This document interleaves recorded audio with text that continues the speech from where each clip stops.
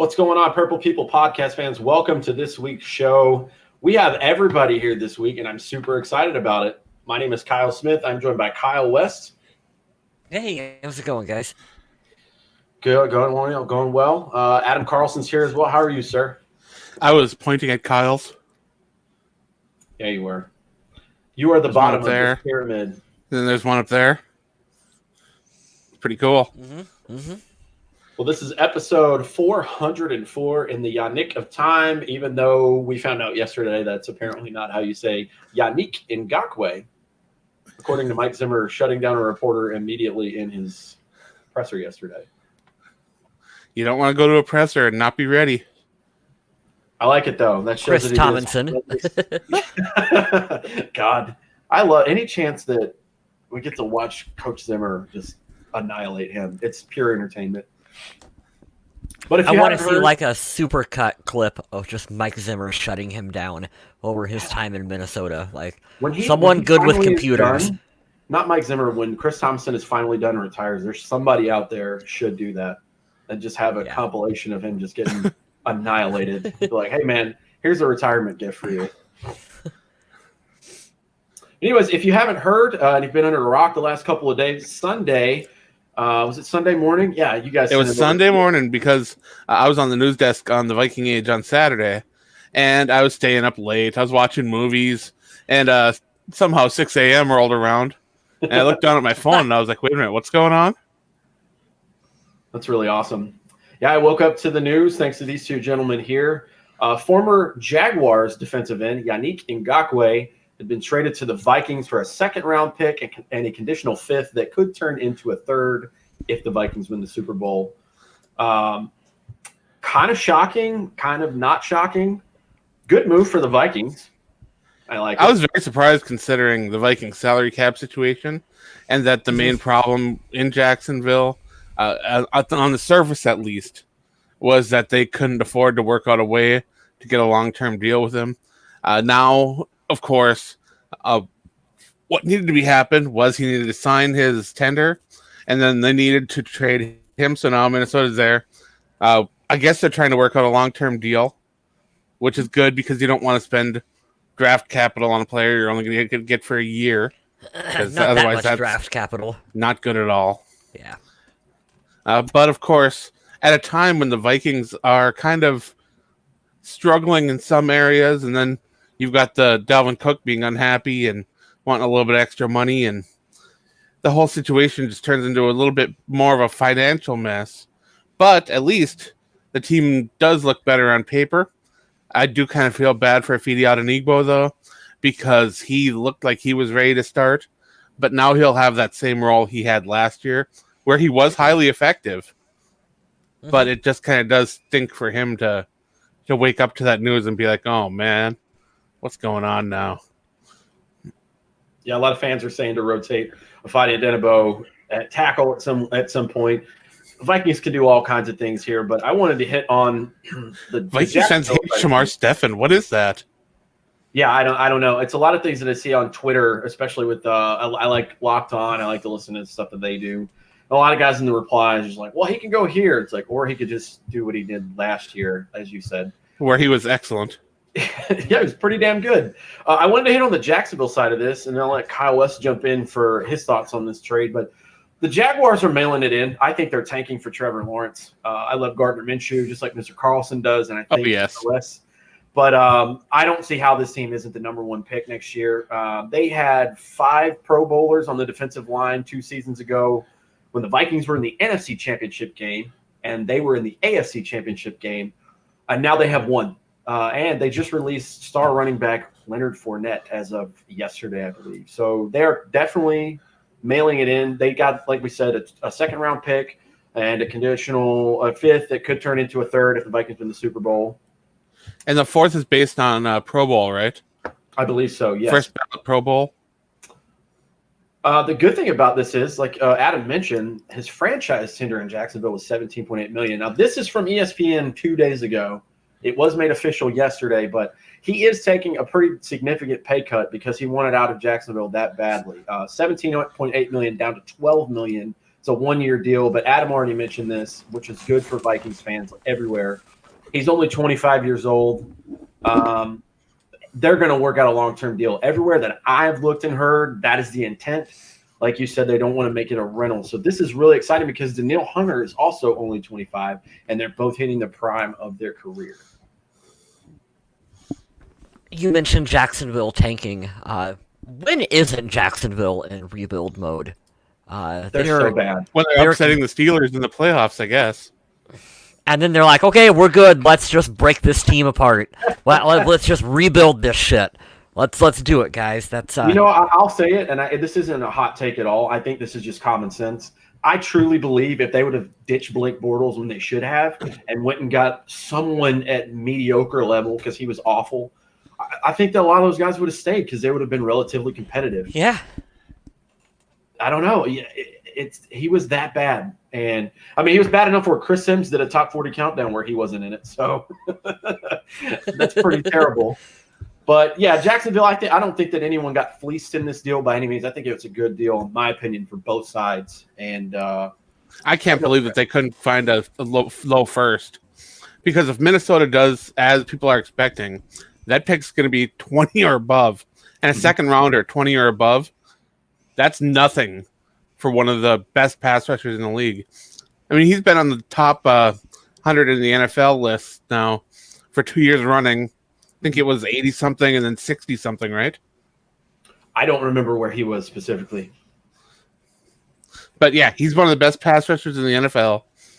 And you don't give up a pass rusher for that. You don't. Yeah, and I was... How do you feel about it? Well, when I woke up Sunday, of course, it's cool to turn your phone on and the Vikings did something. That's always exciting. I wasn't expecting the Vikings to be making a move, a late season move like this before the season starts. But, when you look at, who the head coach is, Mike Zimmer, of course he wants to go out and go get him some big old pieces for the defensive side of the game. That's just what Mike Zimmer likes to do. So they felt that they had an opportunity to get better. They got a player who was not happy. He wanted out of Jacksonville. He seems excited to be coming to Minnesota. So they're going to figure out the contract thing. I don't know how the Vikings keep doing it. We have to have some of the best salary cap guys in the NFL because we're just consistently pushed up against that cap. And they just keep finding ways to bring in people and just restructure deals and do that kind of magic that they keep doing. How do the Vikings do it, though? That is a great question because you've got players that want out of Minnesota, and Minnesota gets first rounders when they get rid of their guys that want out. Yeah. Then you got other teams that want guys out, and it's a second and a conditional fifth for one of the top players in the league. How? Right. Well, to counter your... Rick Spielman, he's good at his job. Yes, that is absolutely... Yeah. He has got to get some credit given for stuff like this. First off, to your point, Kyle, how do we do it? Well, we restructured with Riley Reiff. That's freaking how. Yeah. We're going to talk about that here in a little bit, but that's one way.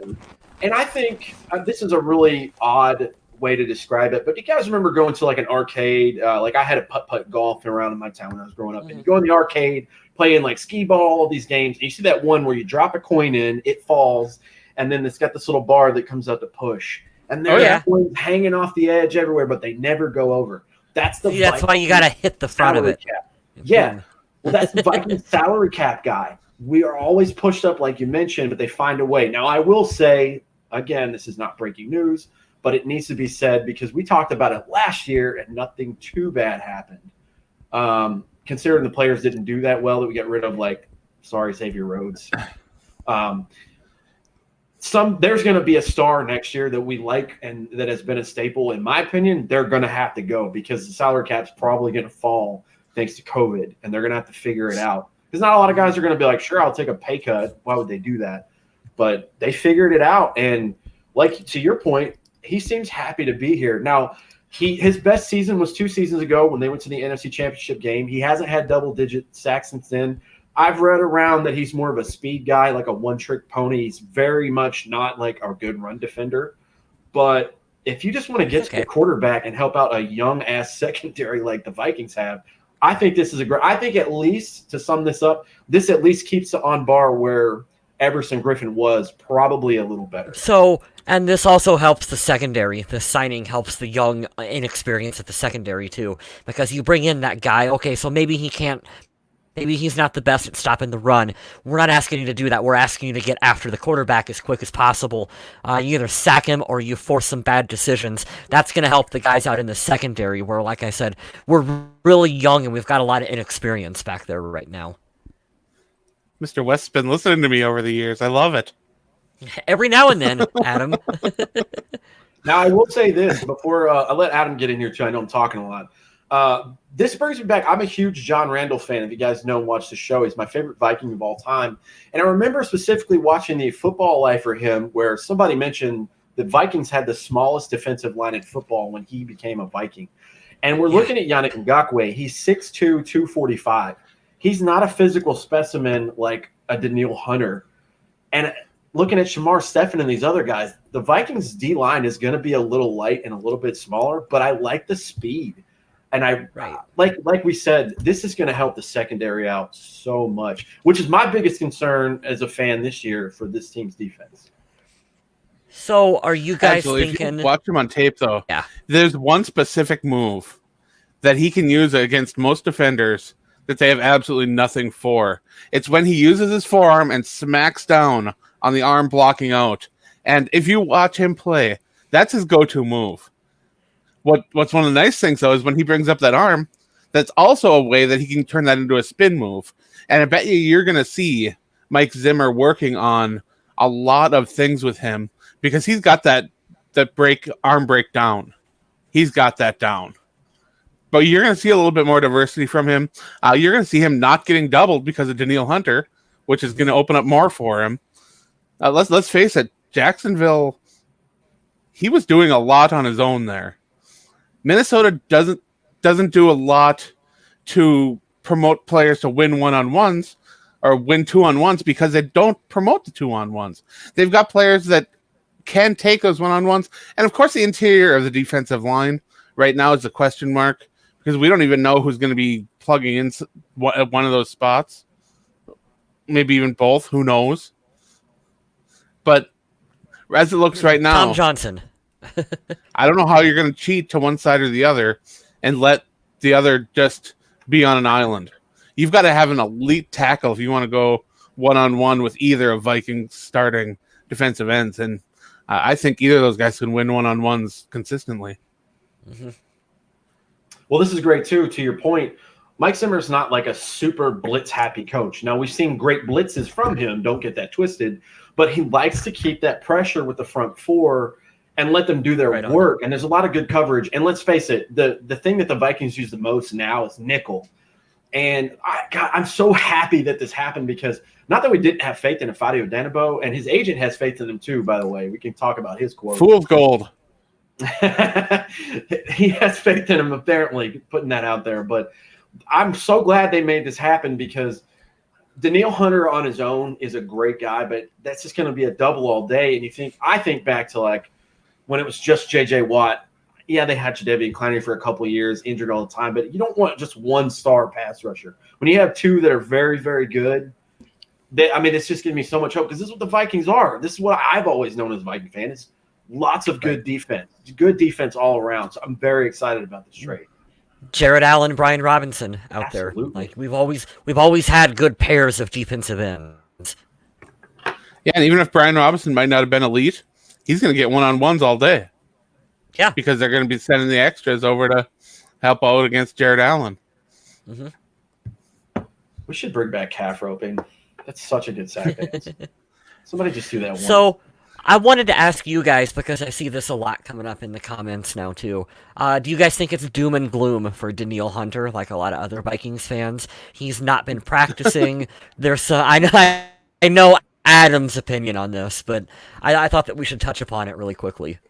I heard it was a hamstring, and they're letting it heal and letting it do its thing. Right. That's what I've heard. Adam, you can confirm. You probably know more than I do. Yeah, from what I understand, it's just precautionary at this point. He could be out there practicing. He is on the field practicing light practices, but they're not sending him through strenuous workouts when he's just recovering as it is. And yeah, it's probably hurting him a bit emotionally not to be out there throwing people around. But the smart thing right now is not to risk your star defensive end. Let him rest. Let him do his light running, get his cardio going. Just get him ready for the season, because this pass rush duo is going to be good, but it won't be if you continue to risk your players. To me, I'm a little concerned about the lack of a preseason and some of the higher impact practices because of that. Mm-hmm. But we'll see how that goes. Opening against Green Bay is going to be really weird, but I'll watch it. Week one of this season, I think, is going to be weird because there no preseason. I mean, teams are doing a little bit of where they'll do like a padded scrimmage where there's like live tackles against one another. But if you've been watching like Hard Knocks, or you listen to any of the player interviews, like Adam Thielen was talking about this today in his press conference, players are ready to go against another team, another color jersey. They're ready to get out there and hit. So I do think it'll be interesting to see what that intensity is going to be like come week one. Yeah, if players get too aggressive without being ready, that's when the injuries happen. And right now, I'm guessing that the Vikings are trying to be as careful as possible with as many of their key pieces. But then you see videos of like Irv Smith reaching to catch a ball and then catching a touchdown pass in practice, and then not being able to slow down his momentum and running into bushes and a wall. And it's like, okay. Did you see the video? I don't know how much you guys follow. I still follow Adrian Peterson. There was a clip of him getting stuffed in the backfield by someone from Washington, and I thought that was interesting to watch too, because we remember from back in the day when it was like you didn't touch Adrian Peterson who were out there practicing for the Vikings. It's like you could level Christian Ponder, no one cared. It's like Adrian had the red jersey on for us, so it's interesting to watch him get tackled in this time of year. I don't know what to make of this whole lack of preseason stuff. I'm just happy he still has a job, because that dude is broke even after 14 years in the league, and it's a sad story. I'm just glad he can make a little extra money back, that poor guy. Lots of kids, lots of camels, I guess. Yeah, lots of camels. Jesus. Forgot about that. Remember when he bought the whole offensive line? What was it, like snowmobiles or something? Yeah. Yeah. I wonder if he's called him back and been like, "Hey, are you guys still using that? Could I on it?" The Vikings got it done for defensive end. Yannick Ngakoue, apparently that's how you say his name. Super excited about it. And to transition from that, the way that they are helping with the cap, this is from today because it's September 1st. This was around lunchtime today from Tom Pelissero. The Vikings are finalizing a restructured contract with left tackle Riley Reiff. Sources tell him and Ian Rappaport one day after Reiff was offered a pay cut and said goodbye to his teammates. So he for sure thought that he was going to get cut today, but he's back, and the O-line is somewhat staying intact. So that's cool. I'm glad that they're keeping Riley Reiff. You don't want to mess with your offensive line this close to the regular season. But do you have to cry about it immediately to the media? He couldn't have waited a day. Well, here's the thing too. If you guys didn't know, because you probably don't care, but I just saw it on my Twitter timeline. Philadelphia's left tackle is done for the season. They scooped him up in a heartbeat. And I was dreading the news today that he was going to get cut by the Vikings, and 30 minutes later he'd signed. You should have seen the Eagles fans drooling on Twitter. Yeah. Well, that sucks. And that's what you get for throwing beer cans at Vikings fans a couple years ago to be kicked. They should try to trade him. Give us your first and your third and a seventh. Got to get the seventh in there. Then you can have Riley Reiff. Seventh for Rick. Always got to get the seventh. You get that Rick seventh and seventh round draft. Sixth and the fifth, and it's magic. It's absolute magic. And then we end up with Stephon Diggs or something out of it. You know what I mean? It all works. They take Stephon Diggs and he turns that into first rounder, and it's great. Now I'm looking over here on Vikings Wire, and this is obviously, like I said, this is from earlier today. The Vikings wanted more cap space. Riley Reiff was one of the prime candidates. Right. Before the restructuring, he has a cap hit of $13.2 million. I don't know the details on the deal since it just happened today. I'm sure it'll come out later, but I don't think they've really that been he's released sticking yet. around. Well, I don't think so. That's good because An average NFL starting left tackle is around $10 million. So it's not like he was making an insane amount of money compared to others at his position. Mm-hmm. No. And I still consider him to be an average to slightly above average left tackle in the NFL. And I'll continue to blame the help next to him with Pat Elflein for leaving him a bit on an island out there. Well, let's talk about that. Let's dive into that a little bit because if Riley Reiff was gone, there were question marks at who would be at left tackle. And I'm not saying that I wouldn't have tried to put faith in some of those options, but you're talking about some of them are really confusing. Yeah, you're talking about swinging Brian O'Neill. Chris Thomason reported that Brian O'Neill would likely be the left tackle, which made zero sense to any of us here. I don't know why they would do that. Rashad Hill, maybe. There was talk about Ezra Cleveland going over.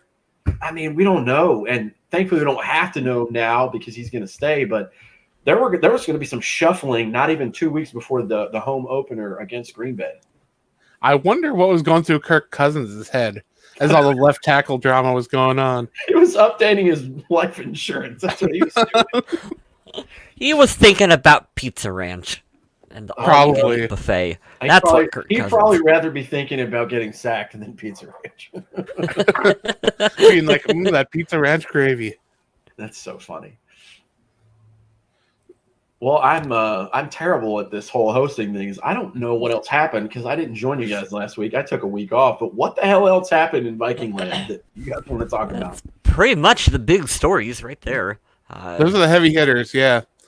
Yeah. Those are definitely the ones that have people a bit up on end. Yeah, so basically what we're doing here is the Viking season's really creeping up, ain't it? I can't believe that it's coming up. And I think, the 10th, there's going to be the Chiefs and the Texans that kick the season off. So next week is probably going to be our season preview episode where we talk about some of the games and everything. Because now we're starting to see a bit clearer of how the roster is going to look. And we should have next week our trimmed roster with roster cuts as well. I think that's coming up in the next week. And how many guys I'm are looking. reported to the I know practice without. squad? 16? Yeah, I don't know, but we have a 10 practice squad. Is it still 53 for the main roster? I don't even know anymore. I think so. Still 53. So there won't be as many people getting cut. Without preseason, all this stuff is really sneaking up on you. You know that? It'll be really interesting too to see like the other guys that are still out there. Because I just listened to a podcast. I took a shower like an hour ago. I was listening to stuff in there. There's some heavy hitters that are still out there that could make other teams interesting. I know the Seahawks were interested in Jadeveon Clowney and also Antonio Brown. He's got an 8-game suspension, but there are talks that he still might be sought after out there. So it'll be interesting to see what other teams add like a final piece. And obviously, we knock on wood, we don't want any players to get injured, but there are going to be some. The season's going to be weird, man. There's so many weird things coming around. We talked about no preseason. There's been a shit ton of moves. Cam Newton is a Patriot. That's one of the first things I'm watching. After the Vikings game, if it's not at the same time, I'm definitely watching Cam in New England. I don't know, man. I want to know. I want to know how if they're going to have any fans as well. The Vikings come here in Texas, where I'm at, in October. So Maybe I thought fans in. I read an update that said the NFL had agreed on some kind of like artificial crowd noise policy. So they're going to be pumping something in. So they're going to like decrease Kansas City's artificial crowd noise by 20% for the 20% fans that are going to be there or something. Who the hell knows? No one has any idea.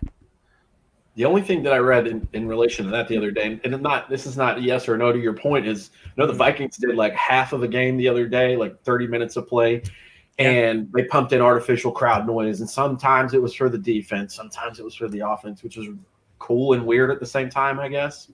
Yeah. I don't know. Now, I don't know if you guys have been watching Yeah.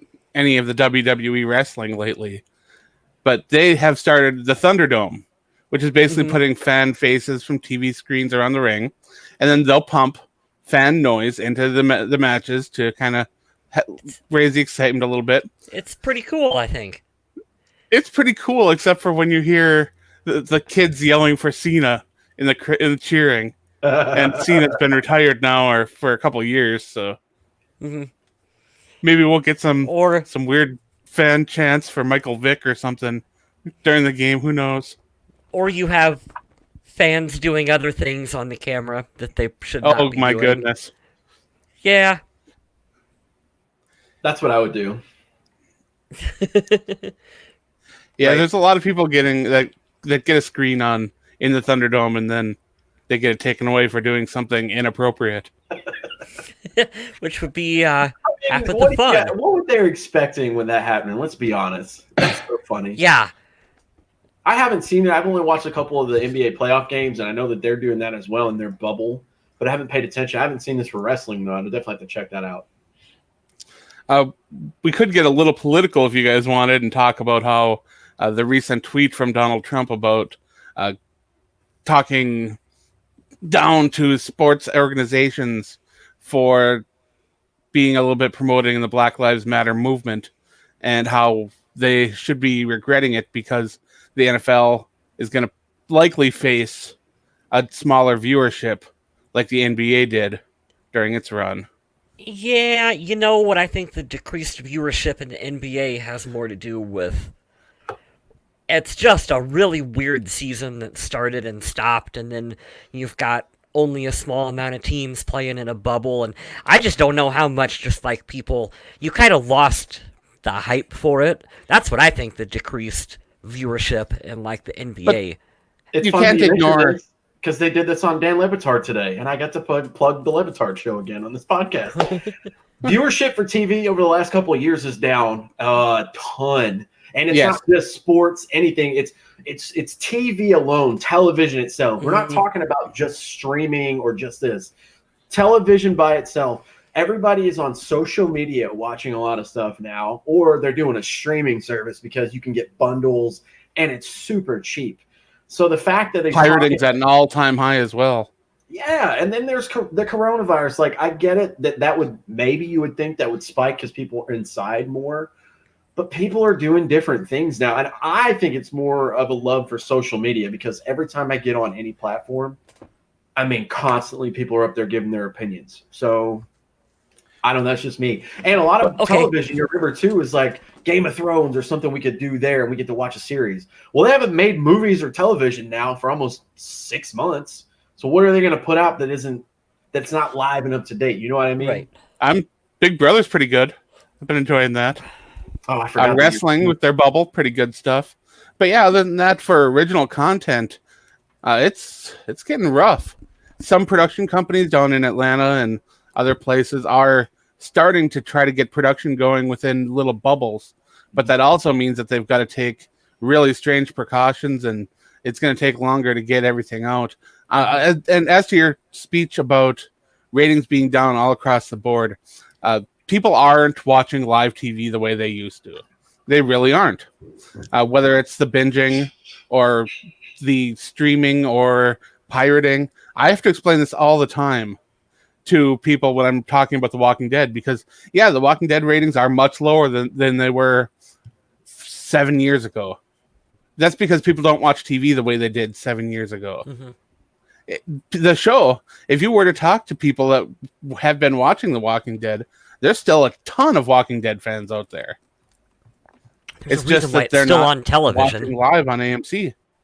Yeah, I think it's commercials, man. I people want to watch the show, but now we've been spoiled by ad-free Netflix or Hulu or whatever. Okay, so on that, I've downloaded the Peacock, which is NBC's streaming service. Yes. Unlike some of the other ones, like CBS All Access and everything, you don't have to pay for access to the entire thing. Peacock, you get a lot of shows and movies for free. Of course, they're ad-supported. And you see so many people complaining about the ad-supported free Peacock And it's like, which is what do you dumb. want? Yeah. It's That- free. that You you have watch no- like That you have no leg to stand on, right? yeah. It's like Yeah. there is a version where you don't have to watch ads. You can pay for that, but they're giving you this content to just if you'll watch a few ads.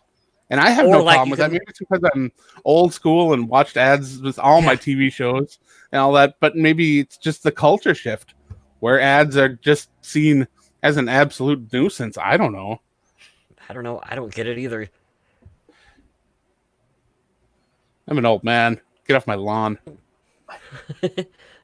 I will say I'm excited. I'm a huge moviegoer, and I'm in San Antonio, Texas right now for a little while. And I went twice this past weekend. They're just starting to reopen, and it's actual new movies. You know, there's the new Bill and Ted is out. There's a new Russell Crowe. That's a fun movie. You guys watched it?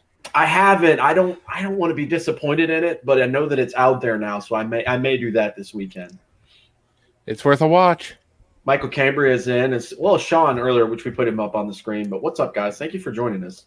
Really appreciate that. There's a new Russell Crowe out where he plays a different kind of a psychotic character, which is cool. I would never expect him to do that. Put on a lot of weight for that movie too.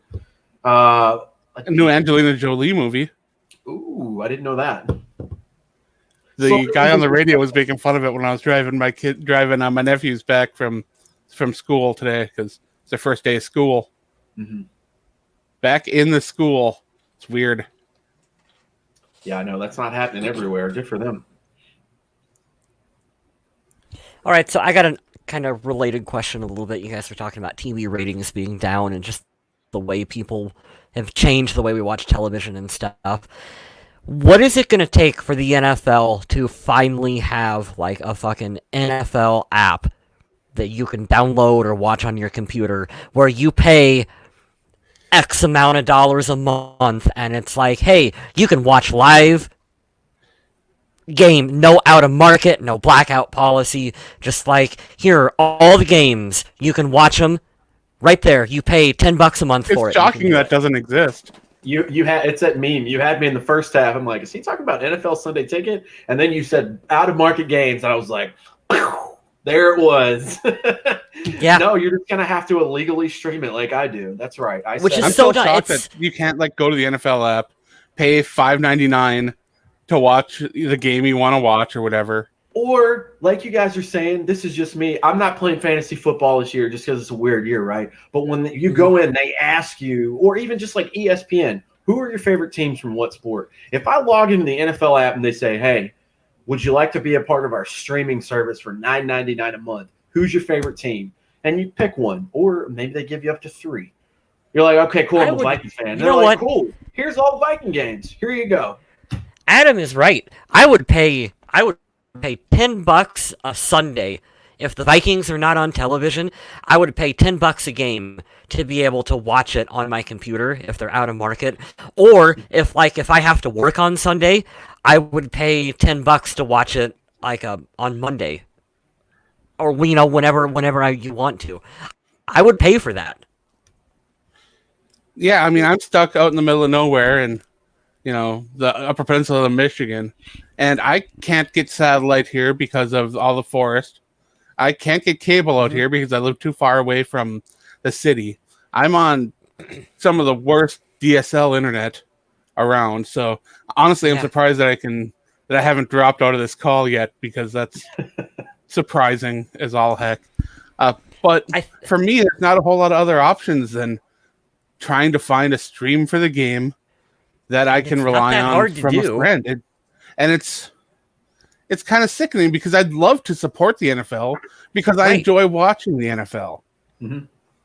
Right. But because I don't subscribe to like YouTube TV or some of the other programs that are really expensive, and then you still have a shot of, okay, you get ESPN, but now you don't have NBC, so you don't get Sunday Night Football. You don't have ABC or ESP, or so maybe you don't get Monday Night Football and NFL Network and the Red Zone. Those I still have yet to find a package that has the Red Zone. I think they're spoiled, and they just really want, what does Sunday Ticket cost? Like $300, $500. Yeah, Sunday that's ticket where the bread and is the butter comes for the money, you know? right, I can't and they are justify just it for 2 games. For 2 games, maybe 3 if they've got that morning game over in England, which I don't think they're doing at all this year. So Right. this year it's going to be 2 games a week for paying that money? No way. yeah. You can advertise all And you want even- for every game on Sunday, but you can't watch every game on Sunday. Yeah. You watch You one at a can't watch time. every game on Sunday. And even if you look at it for like, oh, maybe I have to work and I'm going to miss this one, so I'll DVR it. That's still a really hefty price to pay. Yeah, it's really blocking out casual fans who might just want to watch a game or two of football, or even hardcore fans that might be struggling a bit financially now during the coronavirus times. Because I know I've considered signing up for Philo or some of them TV streaming services just to get like ESPN or something like that, but it's a nice chunk of money per month. Mm-hmm. And then you got to wonder there, are those consistently reliable? On my poopy backwoods internet out here. Yeah, my dad has one of those that he's signed up for, and when it works, like it's like decent.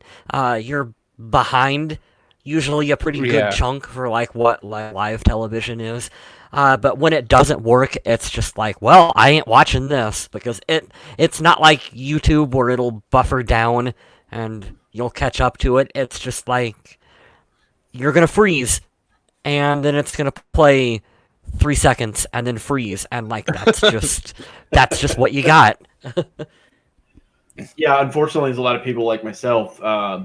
You're just gonna have to find a third party, and you're gonna do it that way. And I'm with you, Adam. I would pay for that if they would give a more friendlier option to do that. Like, I love ESPN Plus, and you know why I love ESPN Plus? Because it's cheap. I'm not saying the NFL would be cheap if they did it this way we're talking about, because they're going to get their money. But I'd pay for it if you did team-specific stuff like that, for sure. Absolutely. But if the WWE can go from charging WrestleMania used to be what, Adam? You'd pay $60 for WrestleMania one time on pay-per-view. If they can go from that to being like, hey, $10 a month, you get WrestleMania and everything else, and here's a free preview, and now half the content on the network you can just watch for free, and they somehow make money on that. They make money on that business model. You can't tell me the NFL can't find a way to be like, so they need to figure that out. But I wonder if that would dive into them collecting on those big TV deals, because if it does, they're never going to go for it. Yeah, it's the exclusivity of those TV deals that'll ensure this never happens. That's crappy.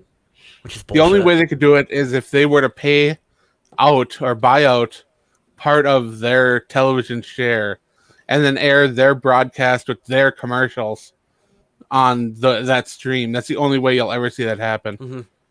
And that would have been such a convenient thing for this year specifically, because a lot of people still aren't going to be able to go out for part of, if not the entire NFL season, because of the COVID crap. So how convenient would that have been? You know, people are going to stream because they're sitting at home, but you don't want to be locked into these big monopolies of, well, you only have these two options. That's just shitty to me. I don't know.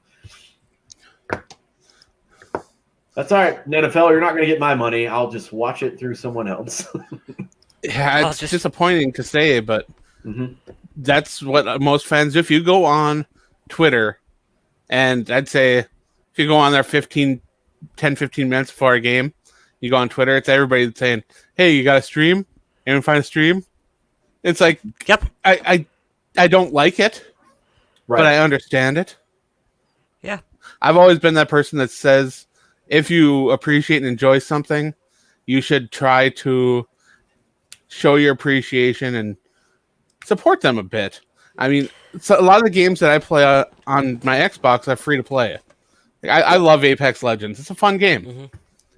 Every once in a while, I'll buy a credits pack. I don't care about the stupid little things that my character can wear. I don't care about any of that. But I'll buy a pack just because I love the game. I'm having fun with it, and I want to support it.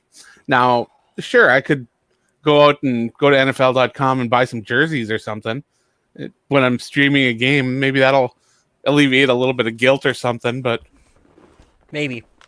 That I don't sounds know. expensive. I don't want to do I that. don't know. I kind of want one of those floppy hats that Mr. West has. Oh yeah, the one with the wide brim, the fishing hat looking Yeah. thing. Yeah. It's pretty cool. I saw that they've got one of those on Vikings rewards. I hope that doesn't go away before I save my points up. Yeah, you should get one. I got mine at the Mall of America. Oh, I'm not setting foot in there, though. That place sucks. Well, let's talk about one more thing before we wrap the show up because we hit those main topics pretty hard, pretty fast. So I'm looking at the Vikings schedule. I'm going to break this down into two separate things that I want to talk about. The first 4 games or the first quarter of the season, the Vikings Are you play going to be one- like Paul Allen? Can't find a loss? Win. Can't win, find a loss? Win. Yeah, so we definitely go 8-7-1 again, and I look like a jackass come January. I'm going to that. Love you, Paul Allen, but stop fucking doing that because you sound like a tool.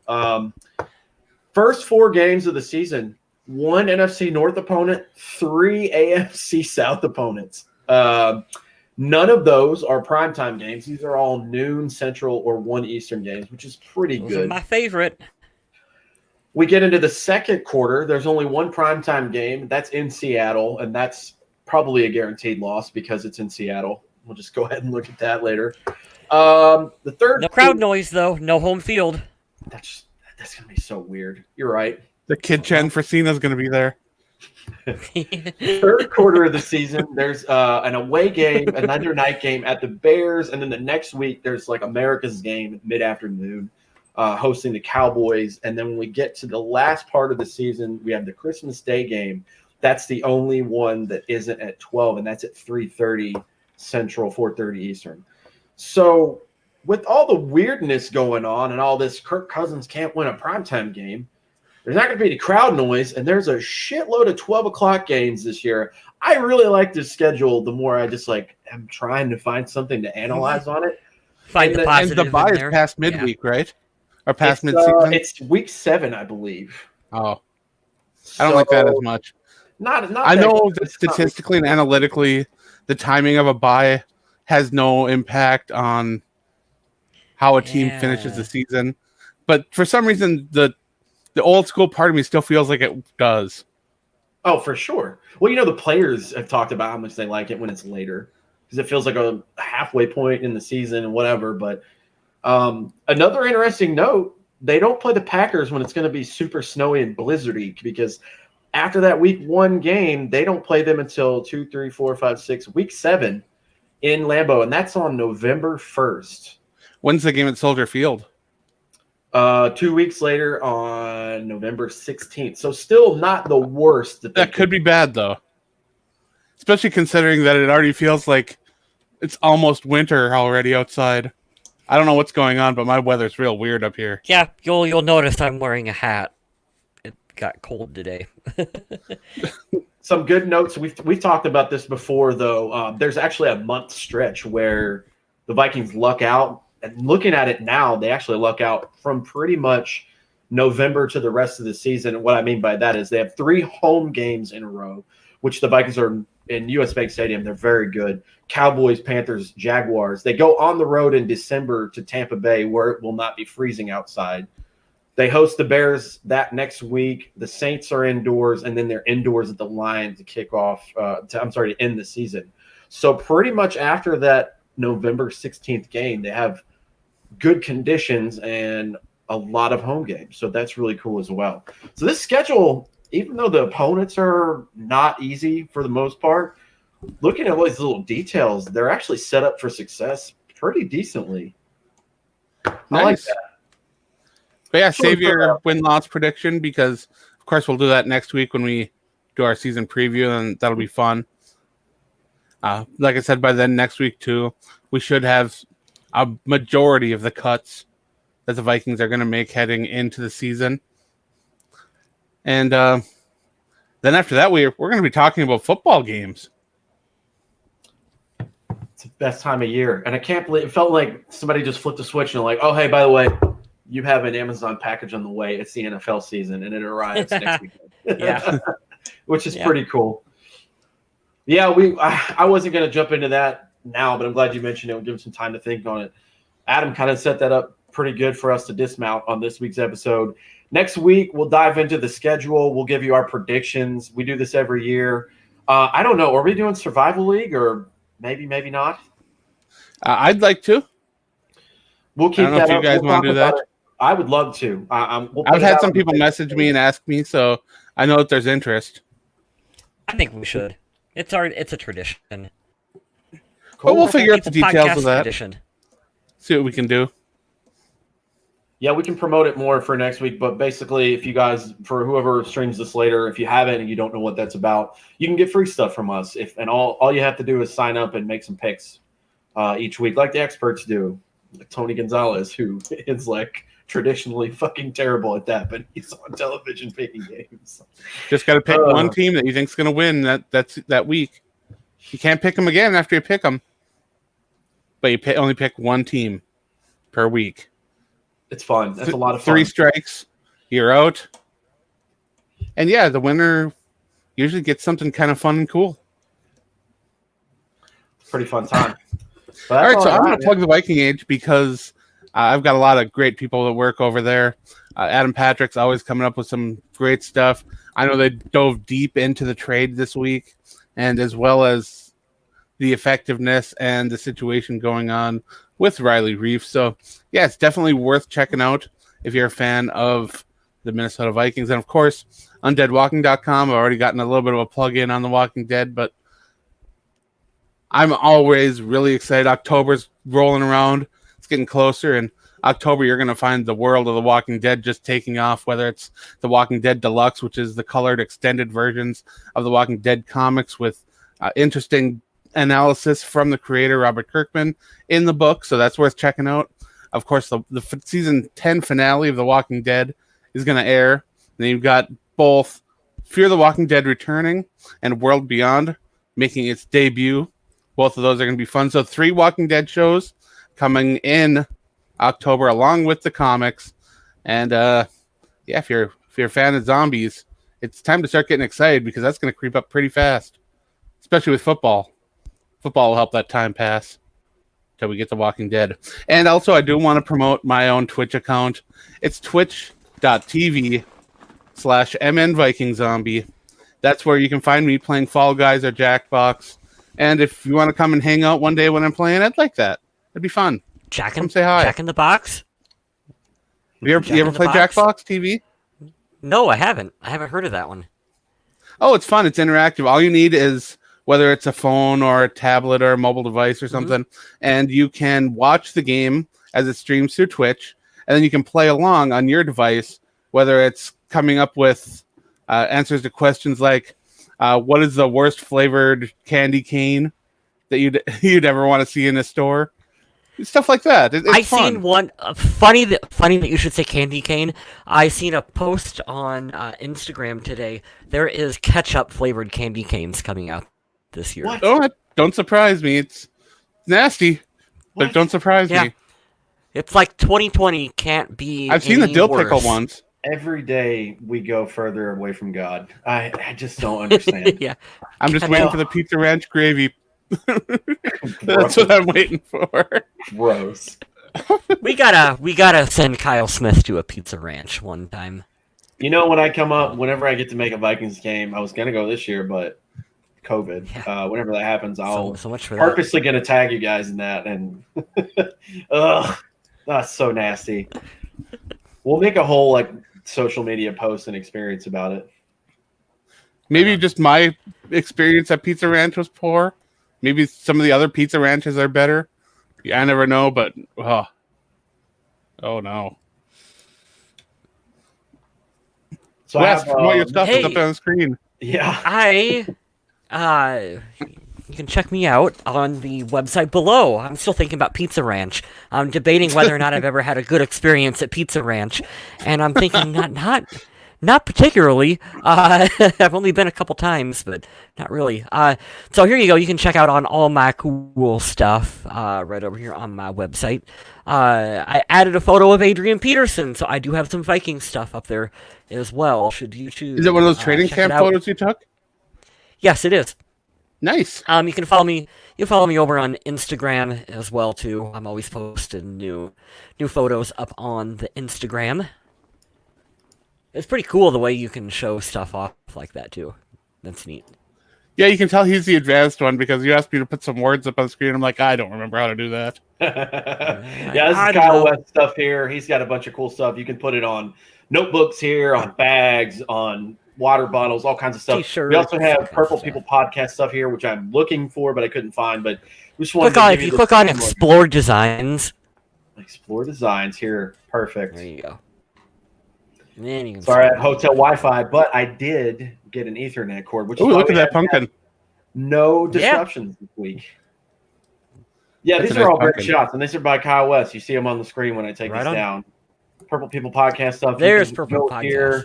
You can get it on anything you like. And yeah, this is some of the cool stuff. You can get a mask, a magnet, all kinds of stuff. I thought the magnets and the stickers are a pretty cool idea. I actually think I want to It's get fun like because you did this. We have to shout you out on it because you did this in the font that the jerseys are in now. You see like curves there. I thought that was Don't pretty tell cool. don't tell the Vikings I'm plagiarizing their font. I didn't say anything about the Vikings until you said something just now. Okay, now we're going to stop sharing that. But yeah, that's just some of the stuff that these guys do. They're really cool. I have nothing cool to promote. If you want to follow me on Instagram and tell me my posts suck or be like, hey, why do you post this stupid stuff in your story? Hey, you go live sometimes and play on Instagram. It's some good stuff. Which is really cool. I'll do that soon again, but I'm going to take Mr. Carlson's advice. I'm going to make a Twitch and do that because I've had Absolutely. you and one of my gamer friends, and she was like, you have to get a Twitch account. You'll get so many more people listening. One of the most heavily promoted the streamers on Twitch is this DJ couple. And what they do is they just mix music for 4 to 5 hours. Fuck. And it's the biggest, like, whenever I log into Twitch, that's the, recommended video. And what they do is pretty cool. I wouldn't want to watch for 4 to 5 hours, but what they do is really cool. And the fact that music can be such a big part of a streaming service that's known for gamers. I mean, some of my favorite podcasts are there. Simon Miller, he does talks about wrestling all the time. He does his podcast through Twitch. It is the. We missed you on that one. You. Is that the Art of Wrestling? No, cut out. Is that the Art of Wrestling podcast, Adam? That is the guy from What Culture Wrestling. Art of Wrestling. That might be Colt Cabana. That is Colt Cabana. I think. And Colt Cabana does have that's Colt a Twitch channel where he plays Jackbox games. Awesome. So yeah, it all goes full circle. He makes all his followers answer in wrestling answers, so it makes it kind of a little bit more interesting, especially if you're a wrestling fan. So nice. Yeah, it's pretty neat to go on there.